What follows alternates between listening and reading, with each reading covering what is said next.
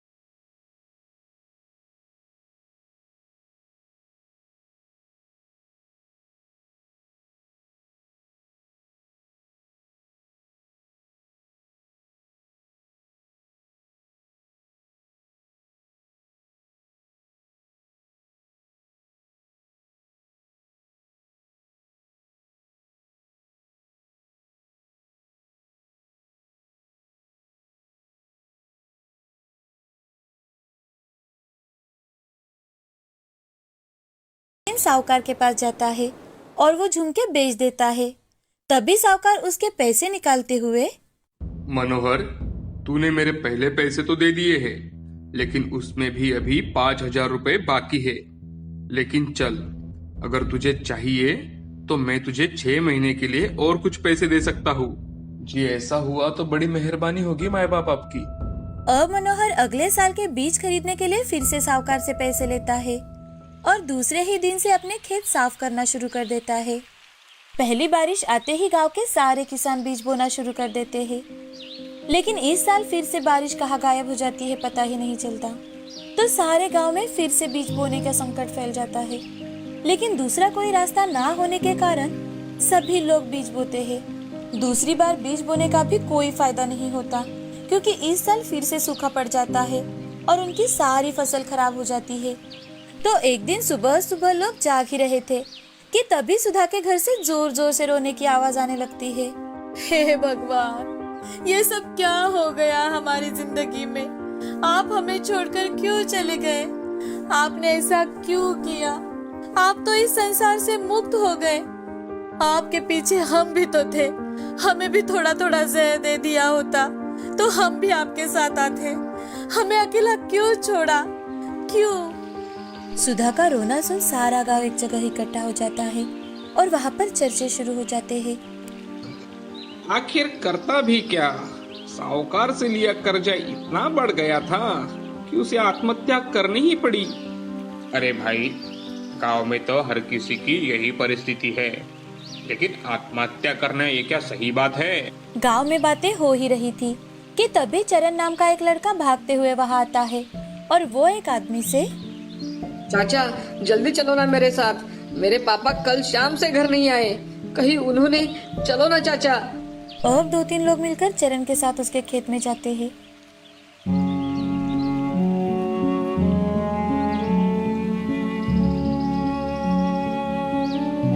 आज पूरे गांव में मायूसी फैली हुई थी। सारे लोग उन दोनों का अंतिम संस्कार कर घर लौट आते हैं। घर आकर मनोहर, शालू, अब ये आत्महत्या का सत्र शुरू हो चुका है। अब भगवान जाने ये सब कब खत्म होगा। हाँ जी, लेकिन आत्महत्या तो इसका कोई उपाय नहीं होता। शालू, आज वो लोग गए हैं। भगवान ना करे अगर अगले साल भी ऐसा ही सूखा पड़ा तो न जाने हम पर भी।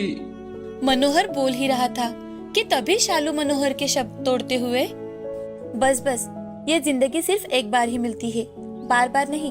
अगर ऐसी नौबत भी आती है तो हम कहीं और जाकर बस जाएंगे और वही कुछ और काम कर लेंगे। अब सभी मन ना होते हुए भी थोड़ा बहुत खाना खाकर सो जाते हैं। मनोहर के बेटे मोहित ने मनोहर और शालू की बातें सुन ली थी।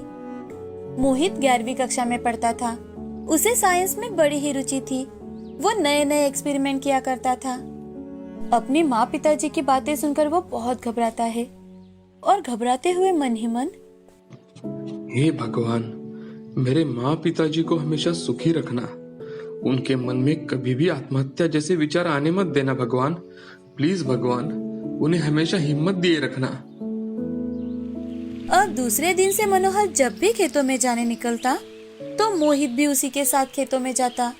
तो एक दिन मनोहर, मोहित बेटे, तू हर रोज मेरे साथ खेतों में आता है, तो तू पढ़ाई कैसे करेगा बेटा?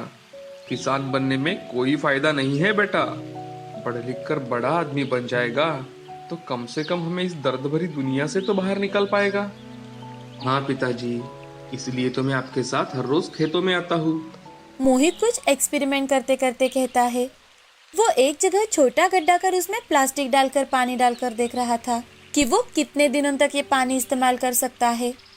अब वो खेतों में एक बड़ा और चौड़ा गड्ढा बनाना शुरू कर देता है, जिसे देख मनोहर, मोहित बेटा, एक तो हमारा खेत इतना छोटा है, ऊपर से तुम ये सब क्या कर रहे हो? पिताजी, आप मुझ पर बस एक बार विश्वास रखो। मैं जो ये कर रहा हूँ ना, वो आपको इस बर्बादी से बाहर निकालने के लिए ही कर रहा हूँ।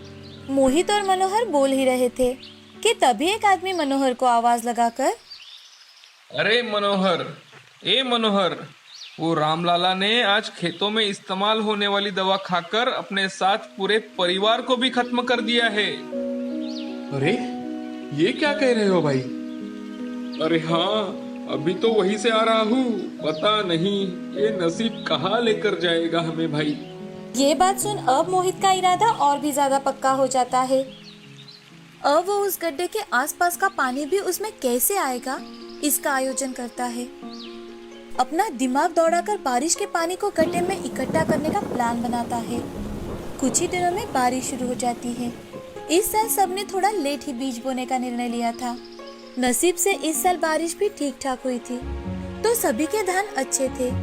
यहाँ मोहित ने अपना दिमाग लगाकर जो पानी इकट्ठा किया था, इस साल उसी कारण मनोहर साल में 2 बार उत्पादन निकाल पाता है। अब ये बात गांव के साथ साथ गांव के आसपास के गांव में भी फैल जाती है। अब कई सारे लोग मोहित का एक्सपेरिमेंट देखने आने लगे। लोग उसी प्रकार खेतों में पानी इकट्ठा करने लगे।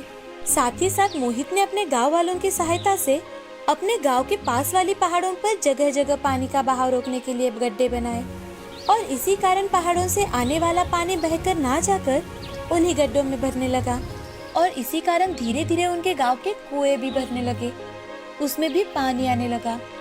धीरे धीरे कर जमीन में पानी की मात्रा बढ़ने लगी, और कभी सूखा पड़ने वाला गांव, आत्महत्या करने वाले लोग, इस नाम से जिनकी पहचान थी, अब वो बदलकर खेतों की सोने की चिड़िया बन चुकी है। अब सभी और खुशियाँ ही खुशियाँ फैली हुई है। अब चाहे एक साल बारिश ना भी हो, तो भी सुंदरखेड़ गांव या फिर आसपास के गांव को कोई फर्क नहीं पड़ता था। मोहित की हिम्मत, मेहनत और दिमाग के कारण गांव वालों को कभी सूखे का सामना नहीं करना पड़ा। बहुत समय पहले राकेश और मीना एक छोटे से शहर में रहते थे। उनको एक रमन नाम का बेटा और रीना नाम की बेटी थी। राकेश और मीना दोनों जॉब करते थे, और उसी कारण वो दोनों अपने बच्चों को कभी भी वक्त नहीं दे पाते थे। इसीलिए उनके बच्चे भी पढ़ाई में बहुत ज्यादा कमजोर थे। एक दिन स्कूल के प्रिंसिपल राकेश को कॉल करते हैं और राकेश से, राकेश, आपके बच्चों का पढ़ाई में बिल्कुल भी ध्यान नहीं है। उनको इस साल बहुत कम मार्क्स मिले हैं। अगर अगली बार भी ऐसा ही हुआ तो मैं दोनों को स्कूल से निकाल दूंगा। सर, हम दोनों जॉब करते हैं, इसलिए हम दोनों उनको वक्त ही नहीं दे पाते, लेकिन मैं आगे ध्यान रखूंगा। राकेश स्कूल से घर आते ही बच्चों को डांटने लगता है कि तभी मीना, क्या हुआ, क्या कहा प्रिंसिपल ने, और आप इतना डांट क्यों रहे हैं बच्चों को? रमन और रीना का रिपोर्ट कार्ड मिला है, ये देखो, दोनों को कितने कम मार्क्स मिले हैं, और अगर फिर से ऐसे ही मार्क्स मिले तो इनको स्कूल से निकाल दिया जाएगा। बच्चों, मैं ये क्या सुन रही हूँ? आप दोनों पढ़ाई क्यों नहीं करते? मैं हर रोज तुम लोगों को बता कर जाती हूँ कि पूरी पढ़ाई किया करो, समझाती हूँ ना? मीना, उनको डांटने से कुछ नहीं होगा। मुझे लगता है तुम अपना जॉब छोड़ दो और बच्चों पर ध्यान दो। क्या ये तुम बोल रहे हो राकेश? मैंने शादी करते वक्त ही तुम्हें बताया था कि मैं अपनी जॉब कभी नहीं छोड़ूंगी, और आज भी मेरा वही फैसला है। मीना, लेकिन बच्चों की तरफ ध्यान कौन देगा? हम दोनों इतनी देर तक बाहर रहते हैं, उन पर भी थोड़ा ध्यान देना चाहिए ना। तुम कल ही उनके लिए नई ट्यूशन देखो और वहाँ पर जाकर वो पढ़ाई करेंगे, लेकिन मैं अपनी जॉब नहीं छोड़ सकती। तुम्हें जो सही लगे वो करो, मुझे कुछ नहीं पता। मीना गुस्से में अपने रूम में चली जाती है और दोनों बच्चे भी रूम में चले जाते हैं। तभी रमन, रीना, हमारे मम्मी पापा का तो हमारे लिए वक्त ही नहीं है, लेकिन हम दोनों हमेशा एक दूसरे के साथ रहेंगे, एक दूसरे का साथ देंगे। हाँ भैया। दोनों भाई बहनों को बहुत बुरा लगता है। वो एक दूसरे के गले लगते हैं और थोड़ी ही देर में वो अपने अपने बेड पर जाकर सो जाते हैं। अब एक दिन रीना अपने पापा से, पापा, अगले हफ्ते हमें छुट्टियां लग जाएंगी, तो हम चाहते हैं कि कुछ दिन दादा दादी के पास रहने जाए। आप हमें छोड़ दो ना वहाँ पर। ठीक है बेटा, अगर रमन भी तैयार है तो मैं तुम दोनों को अगले संडे ही छोड़ कर आता हूँ। बेटा, लेकिन तुम दोनों रहोगे ना दादा दादी के पास? हाँ माँ, आप स्कूल शुरू होने से पहले हमें लेने आ जाना। ठीक है। अगले ही संडे राकेश और मीना बच्चों को लेकर गांव में जाते हैं। बच्चे भी अपने दादा दादी से मिलकर बहुत ज्यादा खुश थे। बच्चों को छोड़कर राकेश और मीना शहर वापस आ जाते हैं। अब बच्चे अपने दादा दादी के साथ मजे से रहने लगते हैं। उनके आसपास के बच्चों के साथ जान पहचान हो जाती है और वो उनके साथ खेलने लगते हैं। खेलते खेलते एक दिन रीना और रमन गांव में घूमने जाते हैं। तभी उन्हें एक बहुत पुराना मकान दिखाई देता है। तो रमन रीना से, अरे रीना, ये देखो कितना पुराना मकान है, चलो हम अंदर जाकर देखते हैं। नहीं भैया, ये तो घर देखकर ही मुझे बहुत डर लग रहा है, मुझे नहीं आना अंदर। अरे डरो मत, मैं हूं ना साथ। वैसे भी ऐसा मौका हमें फिर कभी नहीं मिलेगा। ठीक है, आप कहते हो तो चलिए। रमन और रीना दोनों दरवाजा खोलकर अंदर घुसते हैं तो अंदर से कुछ बच्चे और टीचर की आवाज सुनाई देती है। वो अंदर जाकर देखते हैं तो सामने का नजारा देख डर जाते हैं। वहाँ पर उन्हें एक चुड़ैल टीचर भूतिया बच्चों को पढ़ाती नजर आती है। वो दोनों बहुत डरे हुए थे कि तभी भूतिया टीचर बच्चों से, आओ आओ रमन, रीना, अभी क्लास शुरू होने वाली ही है, चलो क्लास में जाकर बैठो। लेकिन हम कैसे? रमन और रीना इतने ज्यादा डर जाते हैं कि डर के मारे वो वहाँ से भाग ही नहीं पाते और उन भूतिया बच्चों के साथ पढ़ने लगते हैं। भूतिया टीचर भी बच्चों को बहुत मन लगाकर पढ़ाती है। रमन और रीना भी बहुत मन लगाकर पढ़ते हैं और उनके पास से अपने सारे डाउट्स भी क्लियर करवाते हैं। शाम को उनके स्कूल खत्म होते ही भूतिया टीचर, बच्चों, कल भी वक्त पर स्कूल पहुंच जाना और हाँ, एक बात का ध्यान रखना, किसी को ये बात पता ना चले कि तुम यहाँ पढ़ाई करने आते हो, नहीं तो तुम्हें कोई यहाँ नहीं आने देगा। रमन और रीना बातें करते करते और खेलते खेलते घर पहुँच जाते हैं तो उनकी दादी, अरे बच्चों, कहाँ पर थे दिन भर? पूरा दिन खेलने में गुजारते हो। दादी, हम तो यहीं पर थे, हम बच्चों के साथ खेल रहे थे। घर पर बताकर जाना चाहिए बेटा, हम कितने चिंता में पड़ जाते हैं। अब रात के समय खाना खाकर दोनों बच्चे सो जाते हैं। दूसरे दिन सुबह जल्दी उठकर नहा धोकर तैयार होकर वो दोनों दोपहर होने का इंतजार कर रहे थे। अब दोपहर होते ही दोनों बच्चे खेलने जा रहे हैं ये बताकर भूतों के स्कूल में जाते हैं। अब दोनों बच्चे हर रोज भूतिया स्कूल में जाने लगे और साथ ही साथ पढ़ाई भी करने लगे। एक दिन रीना, भैया, ये तो भूतिया स्कूल है, लेकिन फिर भी यहाँ पर कितना अच्छा लगता है। और ये टीचर भी कितनी अच्छी पढ़ाती है। हाँ, मुझे भी पढ़ने में बहुत मजा आता है। लेकिन मुझे एक बात बताओ, तुम सब लोग भूत कैसे बन गए?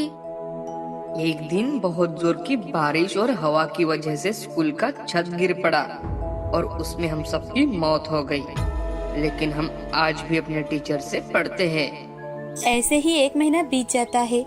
अब बच्चों का शहर लौटने का वक्त आता है तो वो भूतिया स्कूल में आकर बच्चों और टीचर से अलविदा कहते हैं। शहर जाते ही रमन और रीना का स्कूल फिर से शुरू हो जाता है। उनकी पढ़ाई में तरक्की देख उनके टीचर भी हैरान रह जाते हैं। हमेशा कम नंबर मिलने वाले रमन और रीना को इस साल सभी सब्जेक्ट में फर्स्ट नंबर मिला था। तो ये देख प्रिंसिपल राकेश और मीना को स्कूल में बुलाते हैं और उनसे राकेश जी, आज मैं बच्चों की कंप्लेंट नहीं करूंगा, बल्कि मैं आपका धन्यवाद करना चाहता हूँ। जी सर, धन्यवाद? मैं कुछ समझा नहीं। अरे राकेश जी, 1 महीने में आपके बच्चों ने इतनी तरक्की कर ली है कि हमें विश्वास नहीं हो रहा। जो मैथ्स का प्रॉब्लम हमारे टीचर सॉल्व नहीं कर पा रहे थे, वो आपके बच्चों ने सॉल्व कर दिया है। राकेश और मीना दोनों सोच में पड़ जाते हैं और बाहर आकर, राकेश, हमने तो अपने बच्चों की तरफ कभी ध्यान ही नहीं दिया। हमें तो वो कौन सी क्लास में पढ़ते हैं ये तक याद नहीं रहता। और ये सर, चलो कोई बात नहीं, कम से कम बच्चे पढ़ाई तो कर रहे हैं, अच्छी बात है। अब घर आते वक्त राकेश और मीना बच्चों के लिए आइसक्रीम और चॉकलेट्स लेकर आते हैं और बच्चों से प्यार से बातें करने लगते हैं कि तभी मीना, रमन, रीना, गांव में दादा दादी ने क्या जादू किया है तुम पर? प्रिंसिपल बहुत तारीफ कर रहे थे तुम दोनों की पढ़ाई की, लेकिन बच्चे उन्हें कुछ भी नहीं बताते। मीना उससे बार बार पूछती है, लेकिन वो कुछ भी नहीं कहते। अब रात के समय रीना और रमन दोनों बातें कर रहे थे। कितने अच्छे दोस्त और टीचर थे वहाँ पर। उन्होंने हमें इतना इजी तरह से सिखाया कि हम पढ़ाई में अव्वल आने लगे।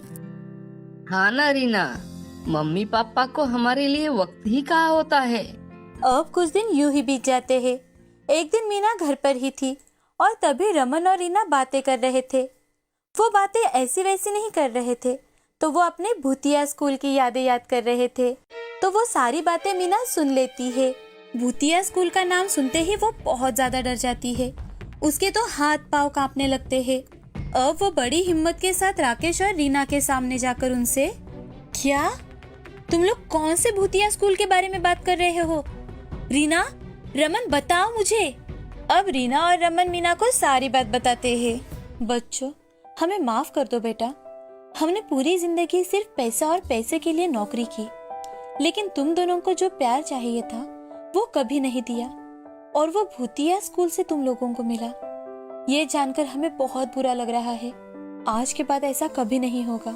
मैं हर रोज ऑफिस से जल्दी आया करूंगी, और इतना ही नहीं, तुम लोगों को पढ़ाऊंगी भी। अब फिर से छुट्टी आती है और राकेश अपने पूरे परिवार को लेकर गांव चला जाता है।